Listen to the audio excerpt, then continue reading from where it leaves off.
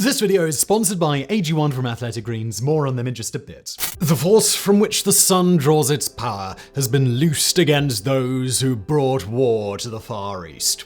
That was US President Harry Truman announcing the atomic bombing of Hiroshima. 3 days later, Nagasaki was hit with the second one.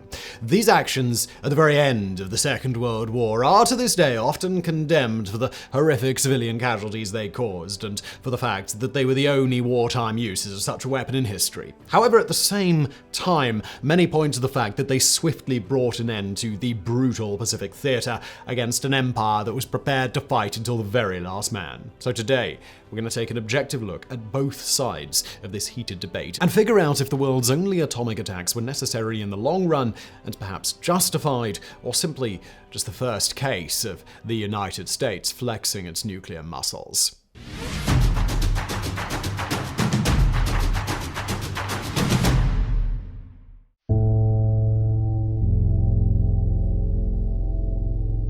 Early in the morning on August 6, 1945, a B-29 Superfortress nicknamed Enola Gay took off from the island of Tinian, and after meeting up with two other bombers at Iwo Jima, it began its journey toward mainland Japan. After around 6 hours of flight, the crew was met with their first glimpse of their target, the industrial port city of Hiroshima. Hiroshima had been selected as the target for several reasons, including its manufacturing importance, but also its status as a transport hub for the Imperial Japanese military. As the B-29 passed over Hiroshima, the payload was released.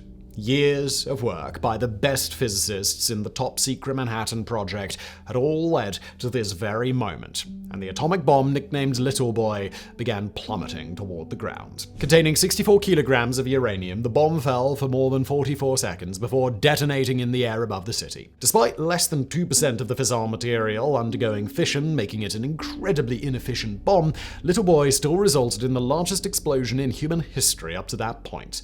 Following a blinding flash of light and a thundering boom, the explosion ripped through the city, completely annihilating almost everything within a radius of an entire mile, or 1.6 kilometers. At double that distance, intense fires raged across anything remotely flammable, and steel support beams were bent from the shockwave, collapsing many buildings and damaging many more. So today I'm excited to share with you one of my favorite sponsors, and that is AG1 from Athletic Greens. This is a daily nutritional drink that I have every single day, and I absolutely love. First of all, I've been drinking AG1 for a while now. It's probably coming on 2 years, and it's just better than doing the multivitamin pills, and it helps with the gut health. I have it with my coffee in the morning, and I feel it gives me like the coffee and the AG1, like it feels like a healthy energy boost, and it's just really, really nice. I feel like more focused. All you do is you take a scoop out of the tin, you put it into here, add a little water and shake it up. And you can see on the back here all of the different nutrients that they have. So it really is covering a lot of bases. Plus, it looks very green. Very, very green. Athletic green. But it does taste good. Now, good news, if you do click the link below or just go to athleticgreens.com/warographics, you can get a 1-year supply of immune-supporting vitamin D3, plus you get 5 free travel packs, which allow you to do your AG1 on the go with your first purchase. So take advantage of this offer while you can. There is a link below, and now back to today's video. In the parts of the city spared from the initial explosion, damage was still on its way, as the firestorm then spread across much of the city, and the population was just totally powerless to stop it. By the end of the fires, as much as 2/3 of the city's infrastructure had been destroyed or severely damaged in some way. In this unprecedented destruction, an estimated 80,000 people were killed, and another 70,000 injured, and thousands more would follow in the coming months as they succumbed to the high levels of radiation that they'd been exposed to. In the wake of the bombing's success, US President Harry Truman announced the use of the atomic bomb and stated that the Allies had spent $2 billion on the greatest scientific gamble in history, and won.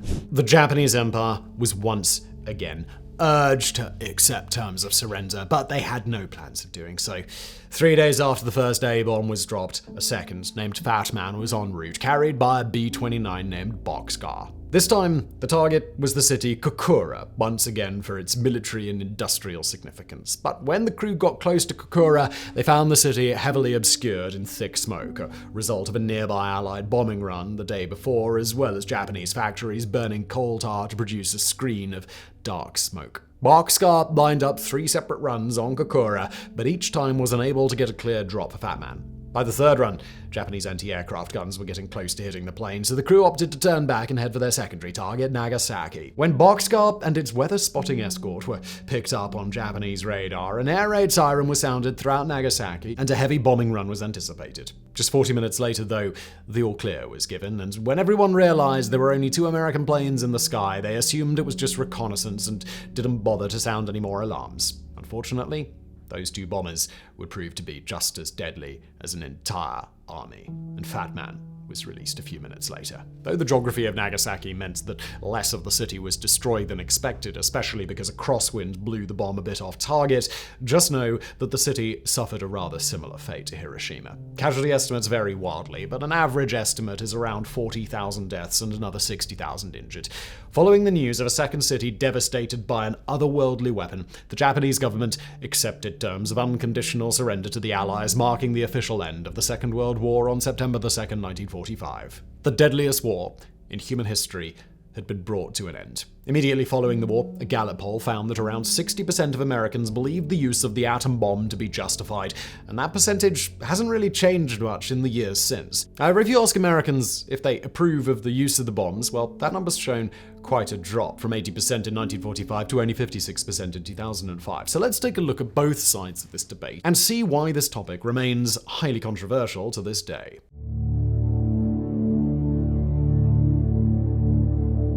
First, let's look at it from the perspective of criticism, that the atom bombs were not much more than 2 war crimes that devastated entire cities. One of the biggest arguments against their use is the immense loss of civilian life. At Hiroshima, around 20,000 of the casualties were military personnel, but at Nagasaki, the number of soldiers immediately killed was only 150. And while the bombs did do significant damage to military industry in their respective locations, like destroying the Mitsubishi steelworks plant, the collateral damage was just immense. In downtown Hiroshima, the bomb exploded almost directly over the Shima surgical clinic, one of the largest hospitals in the city at the time, wiping out medical staff in an instant. As much as 90% of the medical workers in the city were killed in the blast or the resulting fires, leaving everyone with no doctors to treat their injuries. Massive lines stacked up at surviving clinics, and thousands would succumb to their burns or other wounds while waiting in line. And to make matters worse, most of these deaths were not quick, and they were not painless. If you were near ground zero, sure, you were pretty much given an instant vaporizing, but further out from that, things were not so instant. The heat was so intense that patterns from people's clothing were seared into their skin. Thousands of people were covered from head to toe in blistering burns, and thousands more suffered the effects of radiation exposure. And radiation exposure is one of the worst ways to go. For however long you last, you'll be in and out of consciousness while your skin feels like it's on fire. This will be accompanied by intense nausea, vomiting, and diarrhea until you eventually lose the battle to internal bleeding or an infection. If you do survive the exposure, you'll likely have permanent injuries. For example, Tsutomoto Yamaguchi was a man who, depending on how you see it, was either very lucky or very unlucky. He is credited as one of the few people to survive both atomic bombs and witnessed their horrors firsthand. The explosion at Hiroshima ruptured both of his eardrums, left him temporarily blind, and gave him radiation burns across his entire upper body. He wasn't as hurt by the explosion in Nagasaki, but the radiation exposure would cause him to violently vomit for more than a week. His wounds would require several years of treatment, and his daughter recalls that for the better part of a decade he was covered in bandages. Though much of his body eventually recovered, he permanently lost hearing in his left ear. His wife suffered similar symptoms. Yamaguchi's story is a brief glimpse into what it was like to survive the atom bomb, but he was at least fortunate enough to have a home to return to. With most of the city either destroyed or structurally unsafe, tens of thousands more became homeless, many of them children that had been orphaned that day as well. Now, aside from the horrific damage the bombs caused to civilians, there's even an argument to be made that the bombs weren't all that necessary in the first place. While it's very easy to paint a timeline of events to show that Japan capitulated right after the use of the atom bombs, some argue that the empire was already contemplating surrender to the Allies. This is largely because not only had the United States steamrolled across the Pacific and wiped out most of Japan's navy, but the Soviet Union was now no longer tied up in Europe, and they turned their attention eastward. After the first atom bomb had fallen, the Soviets invaded Japanese-occupied Manchuria and took it within a couple of weeks. Manchuria had been a huge source of coal, iron, and wood for the empire, and losing the resources there was a devastating blow.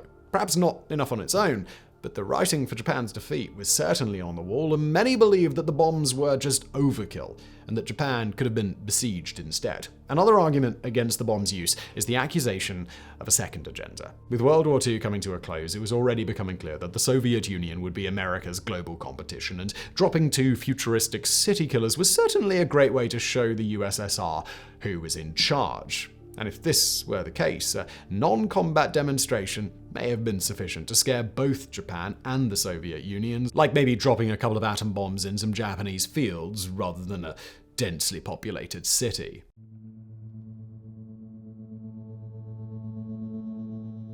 Alright, now that we've covered the critical half of the debate, let's dive into the other side, the stance that the bombs were a necessary evil. What this mostly boils down to is the belief that despite killing around 200,000 people, the atom bombs actually saved lives in the long run. The Pacific Front of the Second World War was one of the bloodiest and nauseating conflicts in human history. The brutal island combat rivaled the ferocity of the worst parts of the war as the United States fought to liberate islands occupied by Imperial Japan. One of the ugliest battles was the Battle of Okinawa, in which more than 100,000 Imperial soldiers were killed and around 50,000 Americans. However, the truly horrifying part of this battle was the mass suicide that occurred when Allied victory seemed imminent. Imperial propaganda had been working overtime for years, and civilians believed that the Americans were white devils who planned to go on a rampage of raping, torturing, and slaughtering, painting a picture akin to what Japan had done when they conquered Nanjing. The fear was so intense that thousands of fathers killed their families before taking their own lives, and waves of people threw themselves off the cliffs at the southern end of the island. Not all of these deaths were entirely voluntary too, as Japanese soldiers coerced many into committing the act.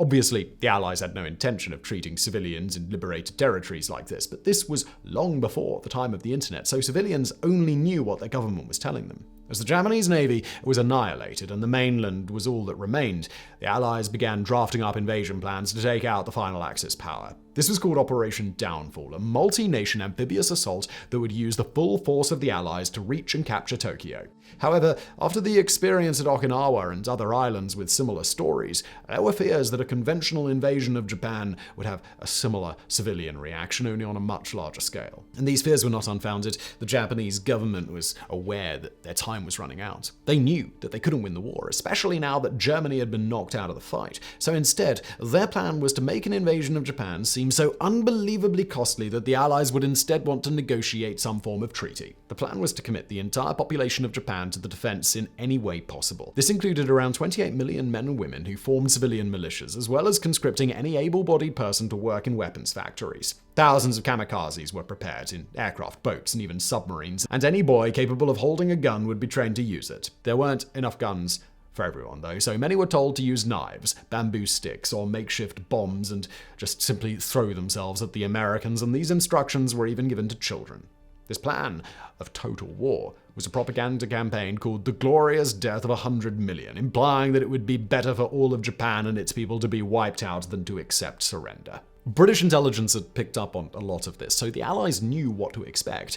Operation Downfall was anticipated to be one of the bloodiest operations of the entire war, with more than 1 million American casualties anticipated. Japanese casualty numbers couldn't be predicted with much accuracy, but estimates easily overshot 20 to 30 million. Knowing that this was all coming, the military began producing hundreds of thousands of Purple Heart medals to award to those who would be killed or injured in combat. In fact, there were so many Purple Hearts readied for the invasion that never happened that this stockpile was enough to cover all the recipients in the wars in Korea, Vietnam, Afghanistan, and Iraq, with many left over to spare. Fortunately, the glorious death of 100 million and the world's largest amphibious invasion never took place, and the fact remains that the atom bombs were the deciding factor in Japan's surrender. So when looking at it from this perspective, the loss of 200,000 lives in the world's only wartime use of nuclear weapons potentially saved tens of millions.